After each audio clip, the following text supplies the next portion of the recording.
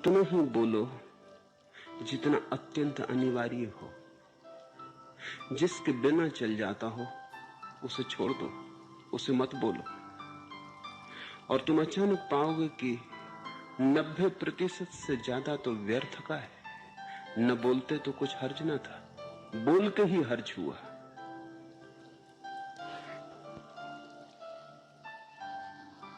बड़े विचारक पैस्कल ने कहा है कि दुनिया की 90% मुसीबतें कम हो जाएं अगर लोग थोड़े चुप रहें। झगड़े फसाद कम हो जाएं, उपद्रव कम हो जाएं, अदालतें कम हो जाएं अगर लोग थोड़े चुप रहें। जमीन का बहुत सा उपद्रव बोलने के कारण, बोले कि फंसे। बोलने से एक सिलसिला शुरू होता है। सारी बात मौन सीखने की है।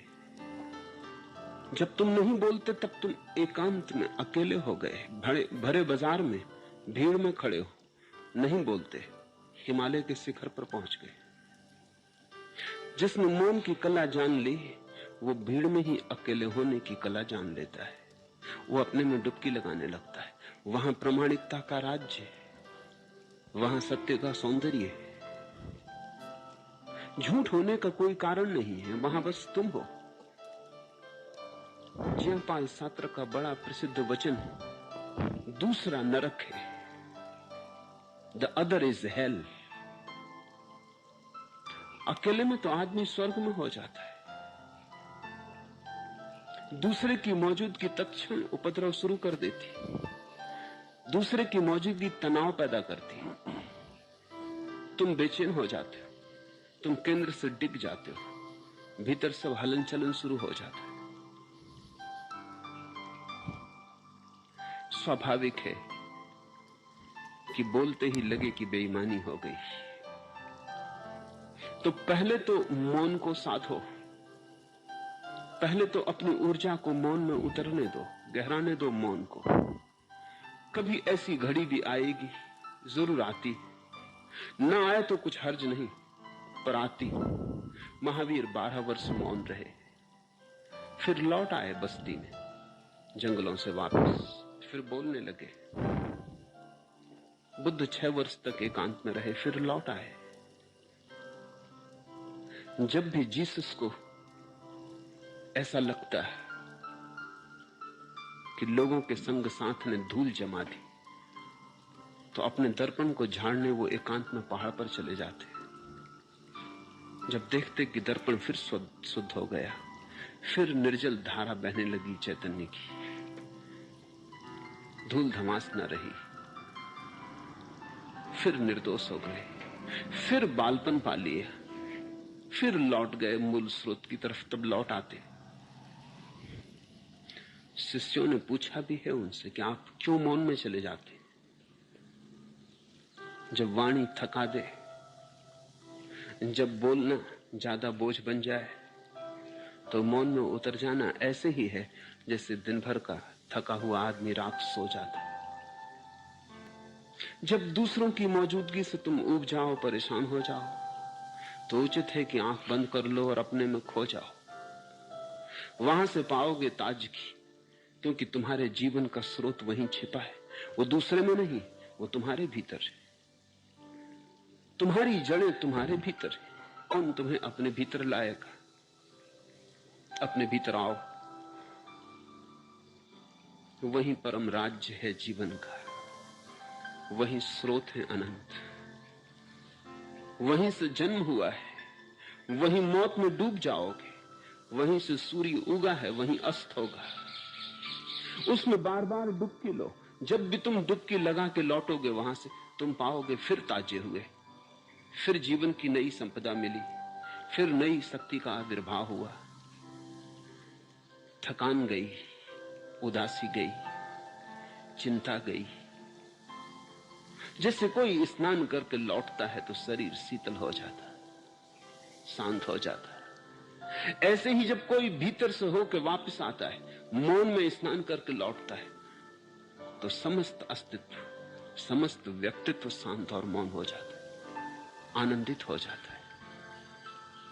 तुमने फिर से रस पा लिया, वृक्ष को फिर पानी मिल गया, जड़ों को फिर भूमि मिल गई, सब फिर हरा हो गया, फिर से आ गया बसंत।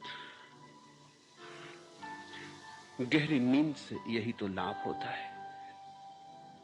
दुनिया के सभी चिकित्सा शास्त्र कहते हैं अगर कोई बीमार हो तो इलाज के पहले, किसी भी इलाज के पहले बड़े से बड़ा इलाज है कि उसे नींद आ जाए। बीमार अगर सो न सके तो फिर कोई औषधि काम नहीं करती। औषधि तो ऊपरी सहारे, असली औषधि तो भीतर है। अपने में डुबकी लग जाए, अपने जीवन स्रोत से फिर संबंध जुड़ जाए। गहरी नींद में वही घटता है।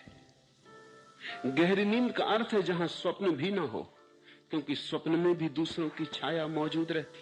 तुम स्वप्न में भी स्वयं नहीं हो पाते, वहां भी झूठ हो जाता है।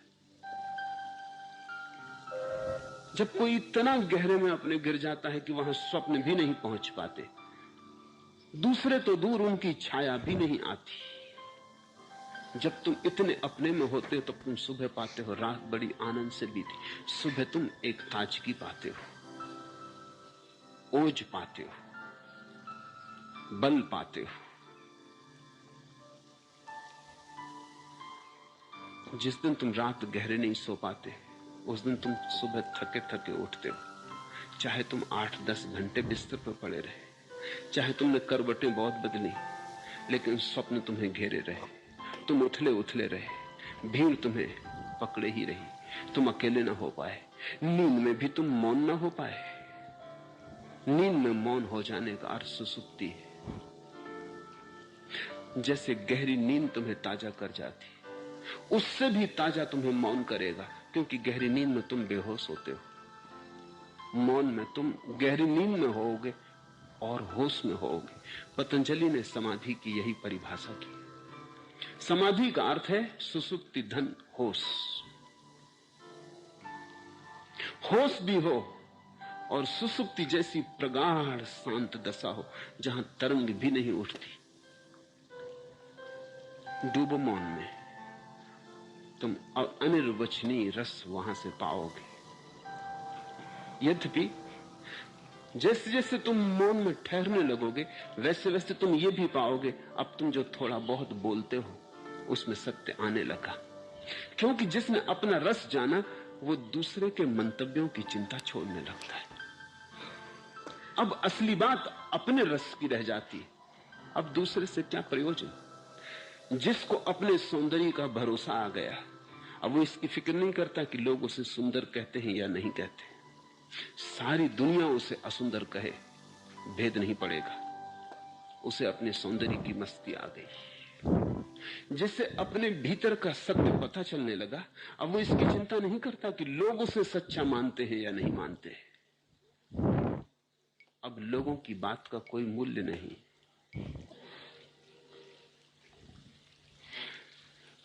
डूबो मौन में,